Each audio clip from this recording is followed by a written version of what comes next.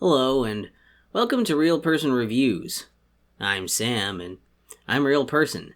And today I want to talk to you about Star Wars Battlefront. No, the other one. It's the Star Wars Battlefront that came out in 2004. It's a game that I played actually a lot. I actually played the demo for this game when the demo disc came out on the PS2. And we got it on the PS2 back when it was relatively new, and I played it a ton. And then after a while, I didn't have a PS2 anymore eventually, and so what you're gonna probably be seeing for the footage here is me playing it again on the Xbox One, because they have the backwards compatibility thing or whatever. But actually, they offer those games to buy digitally as well if you don't have the physical games.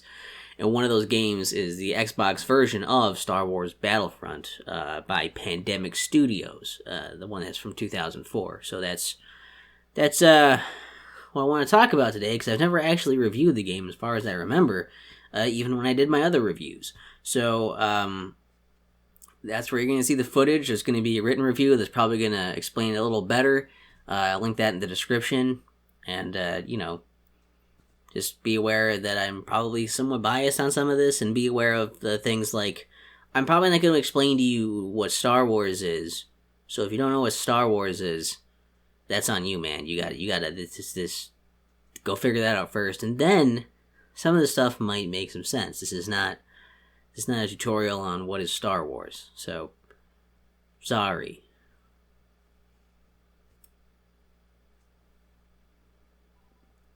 So Star Wars Battlefront is a third-person shooter / first-person shooter,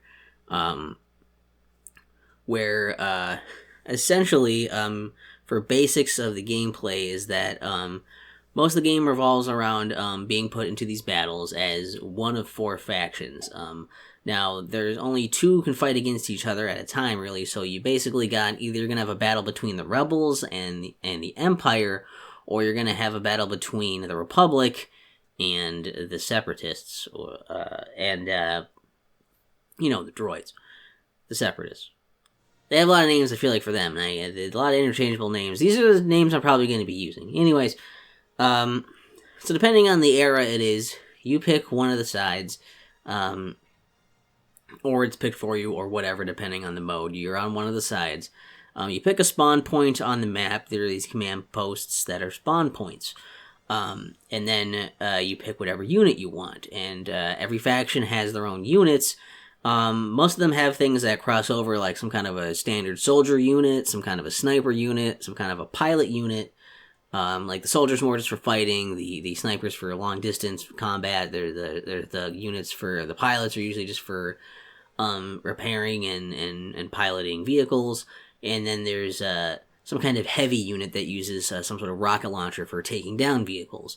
And then there's usually some special unit that's different between each one. Like the Rebels get the Wookiees that are really strong, and they have some of their own weapons. You've got the Empire has jet troopers or dark troopers that can fly with these jetpacks and like do like a double jump and burst far distances across the map with that, and pretty high up, and take no fall damage. Then there's like the Republic has a jet trooper which can control where the rocket goes, and then there's the droids have the droideka, which can turn into a little ball and roll around, and then deploy from that ball and put a shield up and then shoot people while it's in its shield.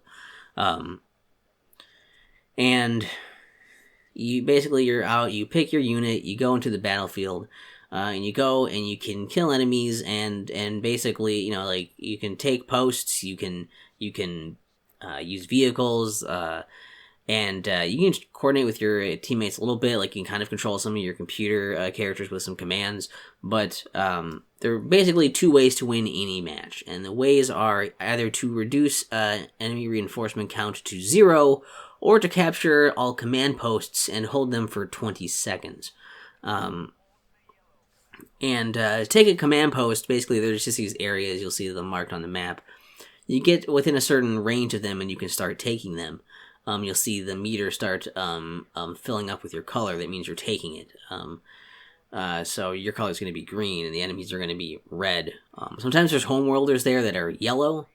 Sometimes they have their own posts, and they're trying to fight independently. Other times they're just allied with one of the sides that are there, and they don't take posts. Essentially, once the symbol fills all the way up with your color, you capture the post, then you can spawn there.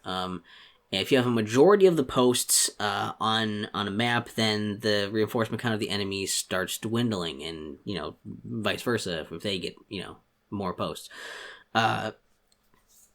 If a post is neutral, it'll appear as white. That means no one has it and anyone can take it. And if that happens, you just fill the thing up. If it's a red, then it's an enemy post. You have to wait for their color to go all the way down while you're standing next to it, which they can still spawn next to it while it's still flashing and you're draining it. But once it gets fully drained, then it becomes white, and then no one can spawn there anymore, and you have to fill it up. If someone else comes in while you're trying to take it, then it'll come to a halt and start flashing, and then you'll have to resolve, one of you will have to resolve the other. And it's basically, it's one of those where it's like kind of a tug of war and who can keep that area the longest, that kind of thing. That's how the posts generally work. And so you're getting these different spawn points as well. And some of them have, advantages of, like, some spawn points have certain vehicle spawns. So if you have that post, you'll have your vehicle spawn there. And that type of thing. So those are basically the two ways to win these battles. And there are a number of modes to play to kind of go along with these different mechanics. You're playing across planets, based on, Star Wars planets that you probably know. I know most of them. Just see if I can name all the planets. There's the planets of Renvar, Tatooine, Kashyyyk, Yavin 4, Bespin. I think that might be all of them. I might be missing one. There's set planets where basically all these planets have 2 battlefields on them. And then there are these, basically the base planets, the home operations, base of operations for each of the 4 factions have only 1 battlefield on it. But those are Hoth, Endor, Geonosis, and Kamino. And so you've got all these different levels to go to. There's a historical campaign, which is basically just, playing through these battles that are based around the story of the movies, and just kind of placing you in there, throwing some clips in between, from the movies, and they pretty much just send you in, as one of the sides. Typically, whatever side is going to win that battle, they usually send you in as. They try to make a flow to keep you kind of as one side, and then switch over to the other side, and then it moves on. And there's also Galactic Conquest. And in Galactic Conquest, you start out as, depending on whichever scenario you pick, you'll start out as one of the sides, one of the factions, and then you'll be able to pick which planet you want to attack from the selection of planets, that selection screen. And then you can pick a planetary bonus that you have based on the planets you already own. And these different bonuses give you some kind of advantage when you're fighting the enemy, and the enemy also gets to, then that's defending, gets to pick their own planetary bonus. You fight on these different planets, and so if you win, basically if you win on one of the battlefields, you'll have partial control of the planet, which means that it's half and half, so nobody can use that planetary bonus. But each of you has to win a battle on there. At least one more battle there in order to take control of that planet and be able to use this planetary bonus. You'll also notice that once you have a little counter thing by your base planets. Once you've won 4 battles, that's full up. You can use your special ability.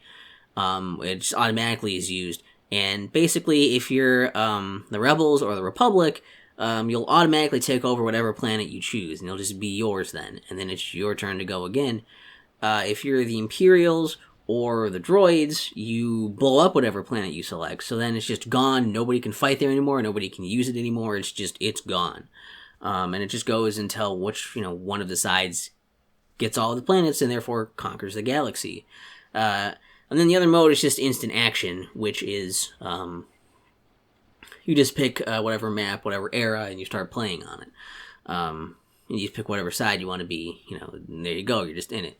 You can even turn on instant action heroes, which just puts a lightsaber wielding person out there and throws them one on each side, and so they're just running around doing stuff.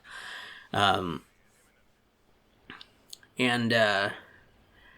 say something maybe about online play, but I never played it on here. I didn't really try getting that to work. I'm not sure how to do it. I didn't do any first-person play. I've done a little bit of both of those before, years ago, but I never did them much.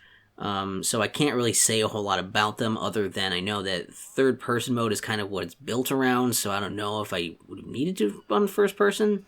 So take that, as you will. As far as good stuff in this game, the positives, things like, look, I love this game, and, getting it again, playing it again, I just kind of sucked right back in again. So I'm very biased from some of this nostalgia and from my love of Star Wars. It's cool to play as these Star Wars characters, and, they're not really, iconic characters or anything that you're playing as, but I think it's really fun that you can just go in here and be you're just having the actual war part and, having these cool, battles. That's a really great idea for a video game, because having these big battles and all this shit isn't necessarily all that fun to watch as, a movie, but, for playing it and having these, cool, battles and all-out fights and everything, that's really cool. I like that. That's actually a really good idea. With the iconic Star Wars, planets and troops and music and sound effects going on, it's just, it feels awesome to play. I kind of like how they play around with some of the mechanics a bit, where, there's different modes to play in, which all use the same base mechanics, but they try to frame it a little differently, and it makes it a little bit more interesting each time. It even tracks, some of your progress within each battle anyways. At the end, you can see, how many kills you got, how many posts you captured, how many times you died, and there's little, rewards for, people who did exceptional in certain areas, good or bad, and, I don't know, it can be pretty addictive. It's fun to jump in and you can just do a battle or two or something, or you can do the long haul and battle a bunch of times. It's pretty fun. For what it is, all the mechanics work really well, and it's just a solid shooter in general. And the whole thing of you can either just try to mow everybody down or capture those posts, or some kind of combination of keep mowing people down and keep control of enough posts. There's some options for replayability with the different classes and everything. I think it has a lot of replayability in it, and I mean that in the sense of you'll be playing a lot of the same kind of thing a lot. And that's also kind of some of the downside of it, is that you'll be playing kind of the same thing a lot. You're gonna basically start to notice you'll see the seams. You'll notice that I'm playing as different looking units, but they're doing pretty similar things. There's not a ton of difference between these soldier units, these sniper units, these pilot units, and so on. There's not a ton of difference between these characters, and so battles kind of end up feeling the same, because trying different strategies might not be all that fun.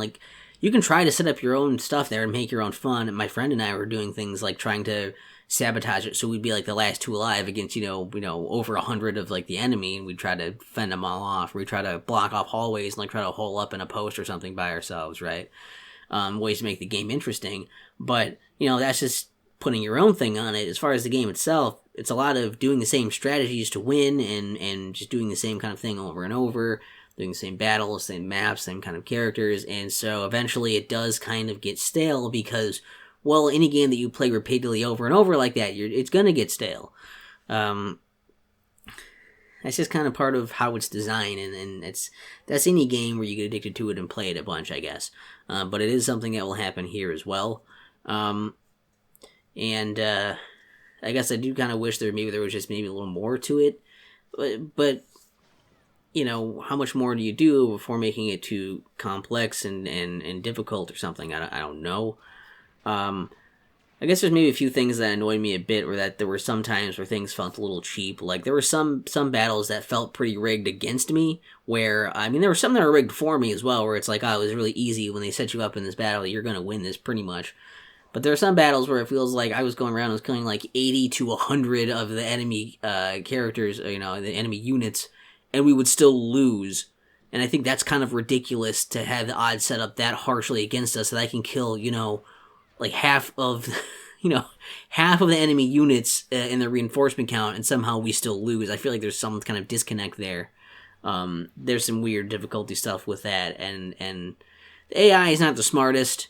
AI will oftentimes do things they're just fucking stupid, or things that that are unfair. They seem like there's like how could they do that when I can't do that?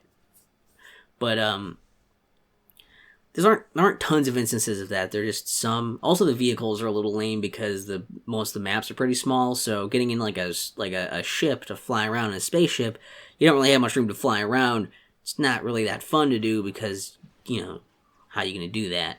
I don't know. Like it wasn't really built well for that. The idea was there. This didn't have maps big enough, and if you're outside the battlefield for too long, the game just kills you because they're like you're a deserter, and I guess it just can't handle that you're out there. It doesn't want to do an invisible wall thing on you. So once you go so far out for too long, the game just is like, no, you're dead now. And I think also to prevent computer players and stuff from getting stuck way in the boundaries and stuff too. I think it was partly for that, but I don't know.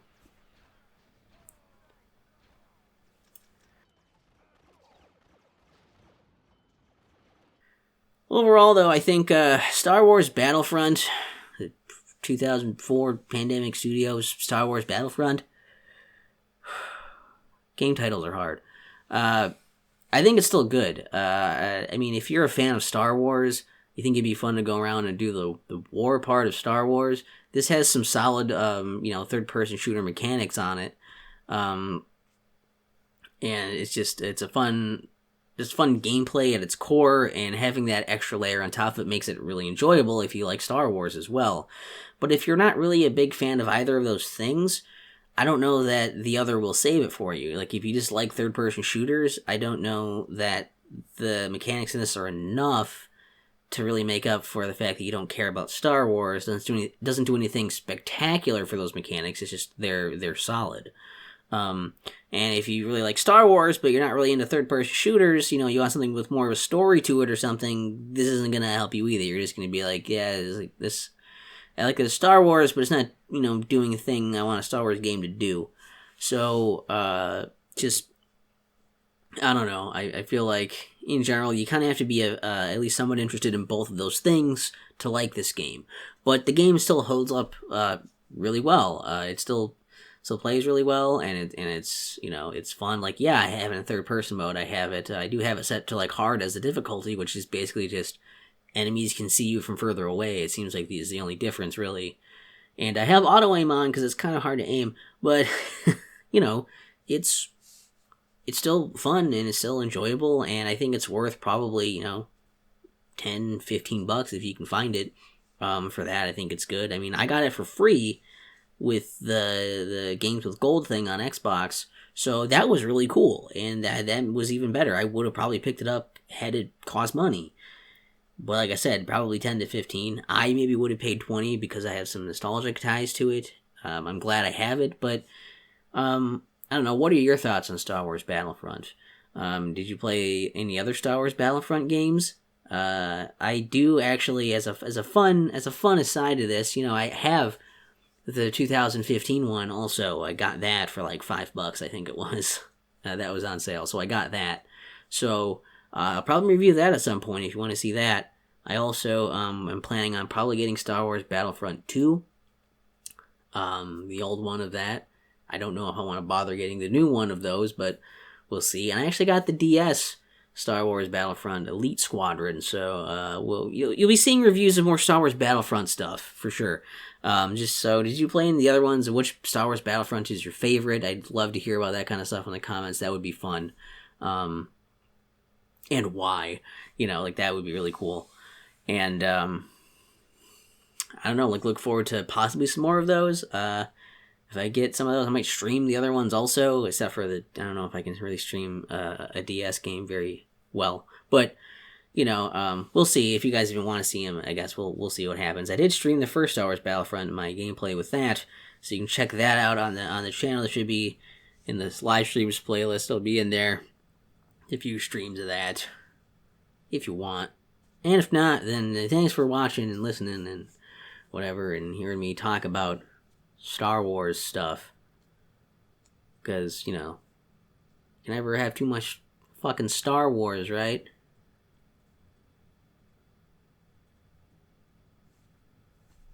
I don't know.